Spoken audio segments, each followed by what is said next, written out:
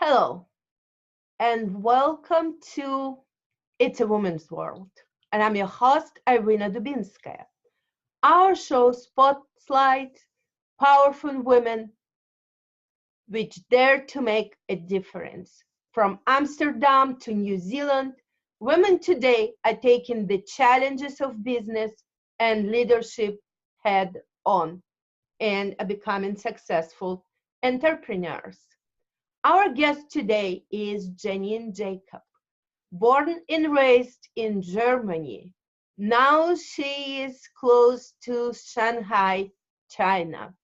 I met Janine in Los Angeles last November at JT Fox Mega Success Conference, where she impressed on with her willingness to make a massive responsibility of teaching and education the use of China. So, to hear more about the adventures of this young superstar, Women's World would like to welcome to the today's show Janine Jacob. We're so glad to have you to be in our show. We want to know everything. So, tell me, Janine, how you decided to become an international success student. Hello, everyone. I'm very happy to be on your show, Irina. So how did I decide to become an international success student? I have to go back, like how did I end up in China? So officially, after working for a Fortune 500 company, also in full time, I decided I want to do my master's degree. So I looked on what I'm really interested in. I decided to do a double master degree in international business, which means 1 year in Germany and 1 year in wherever I want to. And as I said, well, after living in the US and France and Finland, it probably makes sense to go to China. I was seriously afraid, but all these Chinese companies, they buy our good German companies. Sooner or later, you have to get in contact with Chinese. So I decided, let's just go to China, right? And then my whole life changed. I mean, I was interested in entrepreneurship and innovation. I took it also like as a focus in my studies in international business. But I would have never believed where I would be standing now. So my first week when I moved to Suzhou and started to go to the partner university schema here close to Shanghai, my life changed. So I started an association for students related to the science of happiness. And then I just tried things out, moved on, developed myself, and I just knew, okay, I'm a new person and I definitely want to become an entrepreneur and do something meaningful and change the world. I can imagine. So, what your parents said about it? Well, my mom and my dad, they were not really happy about the decision to pay a lot of money to go to private business school because my parents are not really wealthy. So I knew, okay, I have to take a bank loan to do this adventure, also go to China and to do, like even now I quit my job, my unlimited contract with the big IT company, former HP, and parents are not really happy about this. Because if you stay with the company, you are safe and yeah, now it's somehow like insecure what I do. But after many weeks and months and after telling them what I want to do, why I do it, how my life is, they somehow understood it. And now they also really, I mean, it's not that they don't believe in me. It's just like because of the security or the safety point, now they changed their mind and yeah, they really support me on this, whatever I want to do.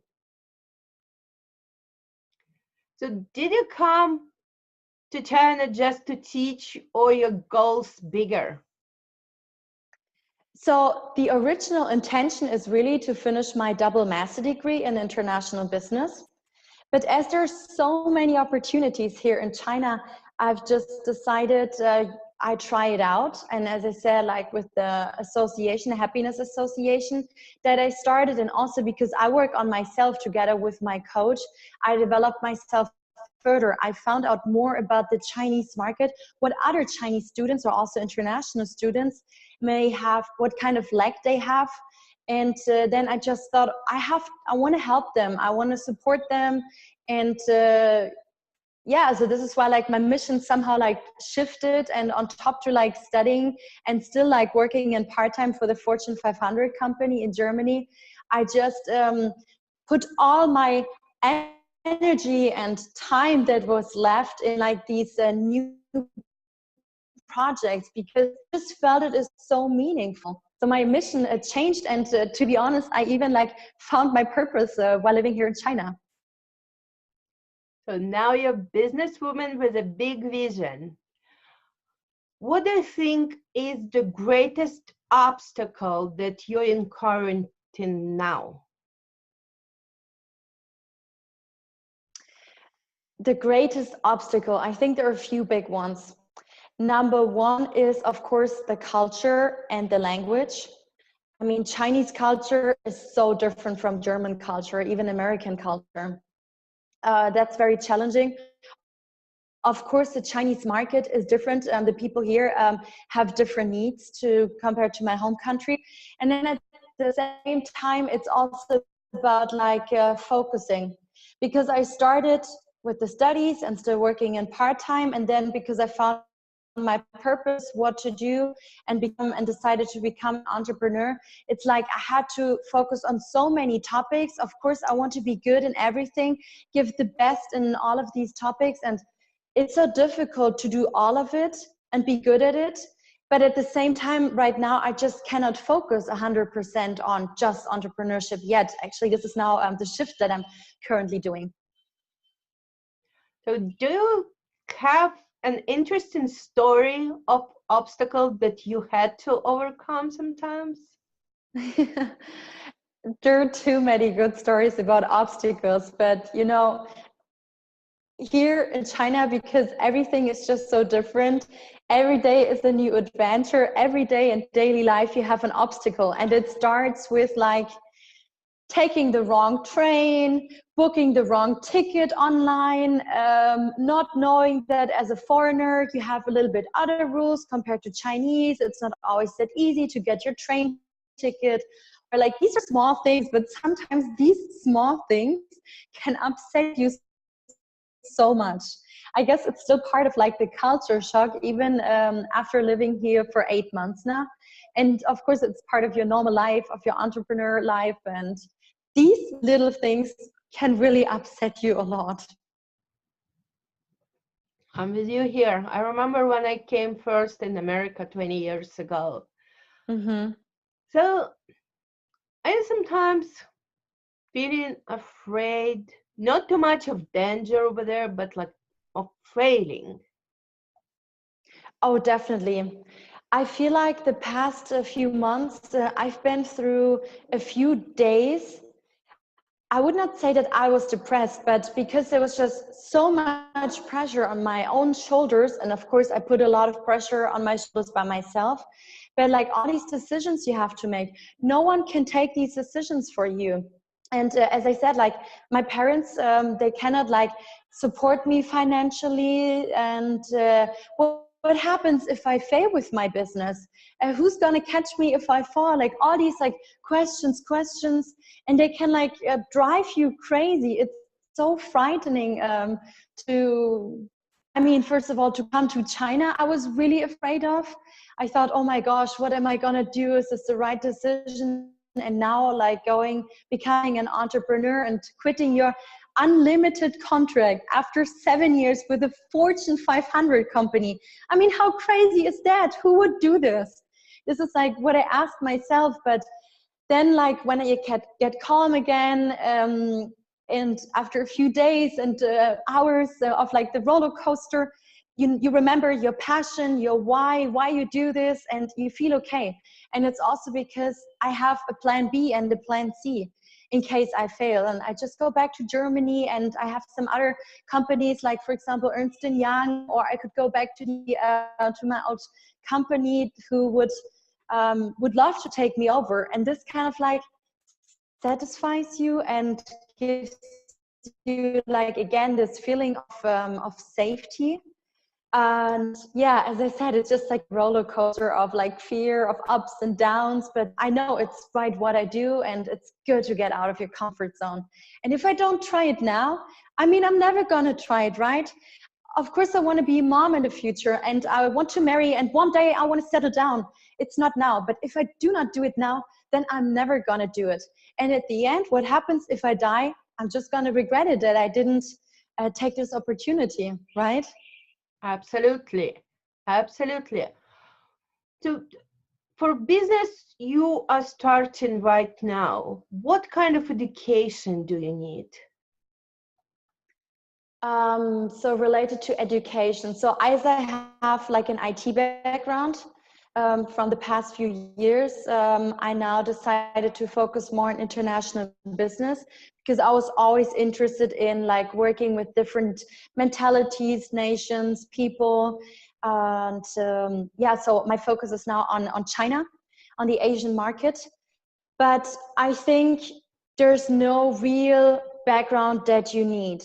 And for example, when it comes to your self-development or about the science of happiness, exactly happiness that I focus on, of course I learned about it at a lecture at university. But after this, no matter what kind of like courses I take or what kind of like university degree you have or background, you can read books, you have everything you need online to develop yourself further, and then you just try and you enhance when you just like practice. And I think, yeah, it's like not specifically that you need anything.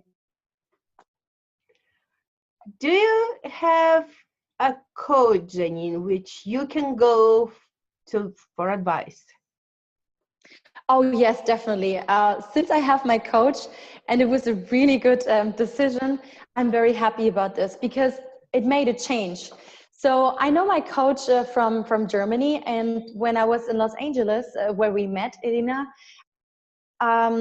I thought about it earlier if I should ask her if she can become my coach, but I think I wasn't ready yet. And I thought, oh, she's so busy. But then I took all my courage and I knew now is the right time to invest the money. And as you know, I'm a student, so it's like, and it's expensive, but I wanted to invest in myself, and it made a difference since I have my coach. I can only recommend it to other people. It makes a difference in your development. And like when she kicks my ass to go even further, but she always has the right words for me, the right advice, she asks the right questions. It's also like one of the best decisions I've made when it comes to like investing myself and investing in my coach. A lot of people have a misconception about the coaches. They think it's just motivational, but actually it's a strategic. So that's why I think everybody needs a coach, of course. Totally agree. So, Dominic, where do you see yourself at this time next year? I have to be honest to you. I wish I knew an answer to this question. I always knew what I wanted. But nowadays, and especially since I live in China, it's so difficult. And like if I think back after living here for 7, 8 months now, I could have never drawn where I would be standing in those 7, 8 months, because I don't know, you can't foresee it. What's happening? I feel like when I was back in Germany in my old life, it was easier for me in my regular job, but every day for me looks so different. And I mean, soon I'm going to go back to Germany for my next events into 2 or 3 cities.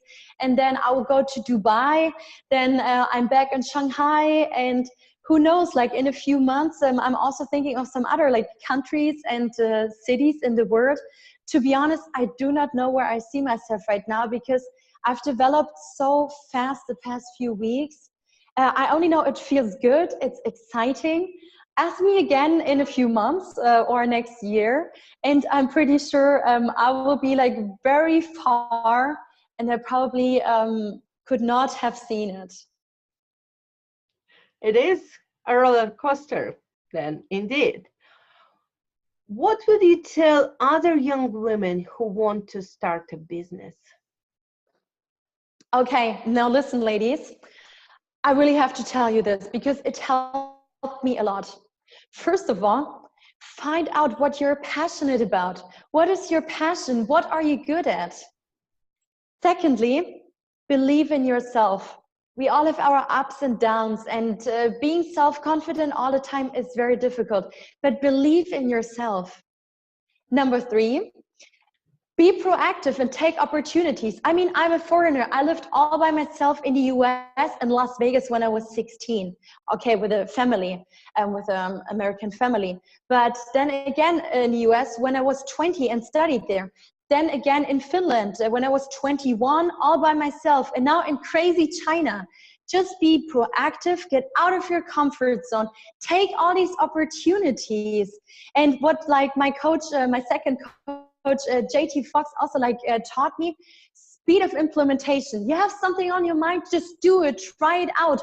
Don't overthink it. And often I think too much. Just try it out step by step. You will figure it out. You will learn from it.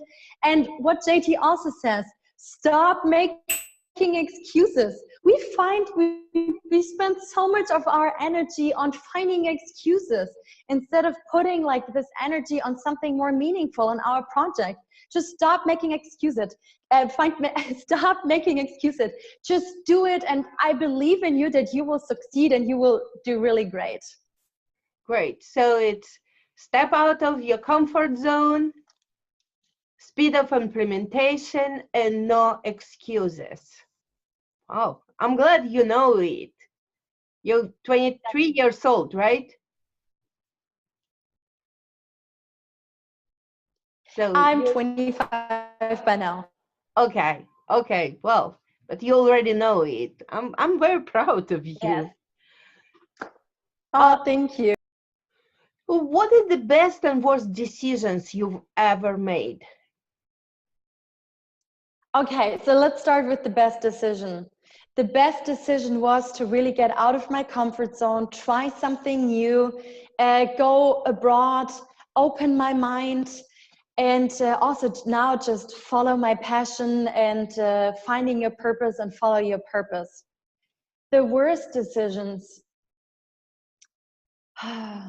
it's difficult. To be honest, I think there's so many things that we somehow like regret, but I don't want to classify it in my worst decisions. I just want to say you make some bad decisions sometimes, you make some mistakes, just learn about it. Also forgive. The power of forgiveness, of forgiving is very important. And just leave it in the past and learn from it. Don't look back. Stay in the present and look into the future. Great. So you're looking at mistakes you made not as a failure, but as a learning experience. Definitely. Always improve yourself. I mean, you don't want to be stuck in the past. Exactly. What was your dream job as a kid and why? Okay, so as a kid, I wanted to become a police officer because I wanted to help people and look after justice. Then, of course, I wanted to be an actress. What else did I want to be? I wanted to be a moderator or host. I always love to communicate and speak and inspire other people. And at the same time, I also wanted to go into like the social field because I just love helping people. And I always wanted to do something good and make a change in the world. Great. Janine, what do you think is the most significant barrier to female leadership? A significant barrier to leadership. It's a man's world. Yeah, exactly. But I think we sometimes set ourselves own barriers. As I said, we are the hardest person on ourselves. And even because I worked in the IT, I only worked with men. Like I was 23 years old. I was responsible for my customers, CIOs, like senior level, all men. But it still worked out. I mean, I know that there's still like somehow like a ceiling in like your salary or something. But yeah, don't put yourself any barriers. And I always think, if you really want something, think positive and work hard, because I really believe in that, because I've experienced it so many times that you can still achieve your goals, your dreams, and overcome all of these barriers. Yeah, so and as millennials now entering the adults world, what do you think with the biggest challenge for the generation of women behind you? I think for women in about my age, the challenge is, of course, we somehow want to make money, but it seems like also our values are shifting. Like, for example, here in China, I can still see there's a lot of pressure on people. They work like crazy and they think happiness means money. And for our for our generation now, there's so much more to life than just making money and becoming a millionaire. Spending time with your family, being happy, because it's also like scientifically proven you can become more successful even if you are already happy. So for us, we're kind of like finding a middle way, a balance of all these like values, and also taking care of our environment so that our children can live in on a beautiful planet, and at the same time being successful, having the pressure by our parents and grandparents of working in a bank or like having a really good career and high paid job. So we have to figure this out. So, with you understanding this, what is your goal in life? My goal in life.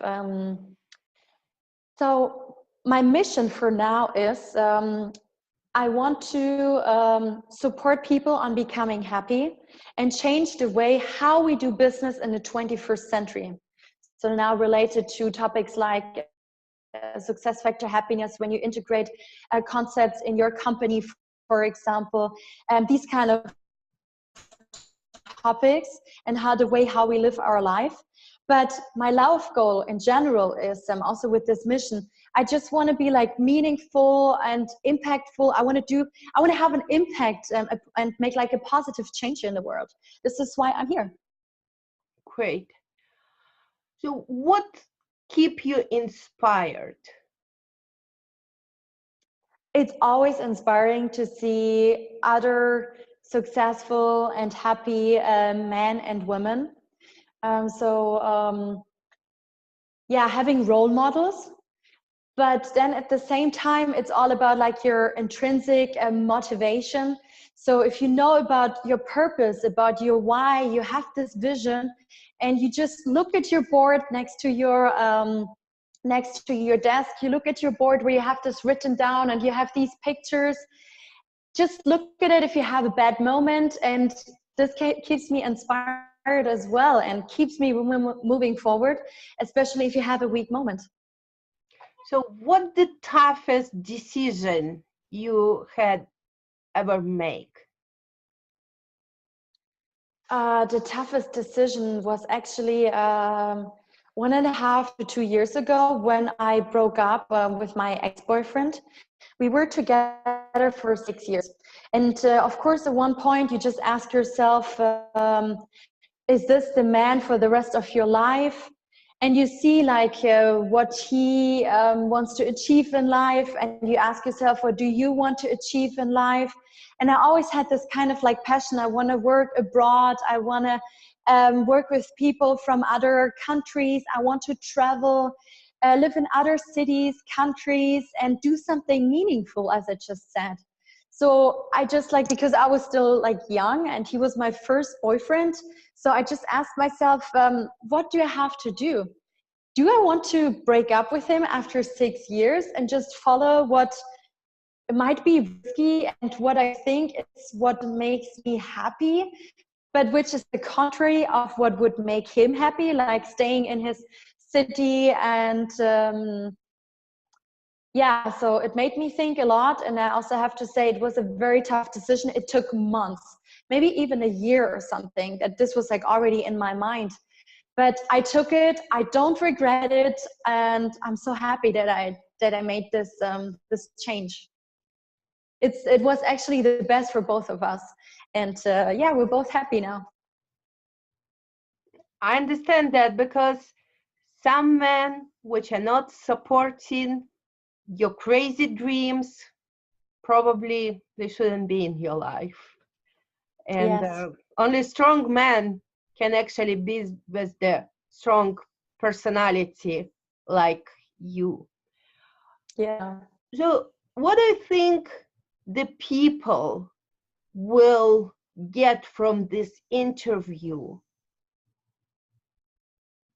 What Um, advice you are giving them by actually having this interview? yeah. So I just, as I said earlier, I hope I can inspire you to find your purpose, what you're passionate about, to be proactive, get out of your comfort zone, and just follow your own right way. So, how people can find you if they have questions how to go and work in China or uh, having questions about your business? So I'd be happy if you want to contact me through Facebook under my name, Janine Jakob. But also I have my own website, www.meetjaninejacob.com. Of course, you can find me on LinkedIn if you have WeChat, because in China you have to have WeChat, even beyond China now. You can also add me on WeChat, but yeah, like there's so many different ways, and just please reach out to me. I'm happy to help and to take you on your journey, and just don't forget to believe in yourself. Thank you so much, Janine. And that's all for today's show. I would love to thank Janine for inspiring us with her wonderful stories of bravery and adventure. And you can see her information also in our website, meetirinadubinska.com or dearirina.com. And if you would like to be our guest and tell your story of success, send me your name, bio, and why you would be a great lesson for others to follow. This broadcast was sponsored by Global Real Estate Education Network, live daily real estate education that works as hard as you do. See all what they have to offer at www.learnfromgreen.com.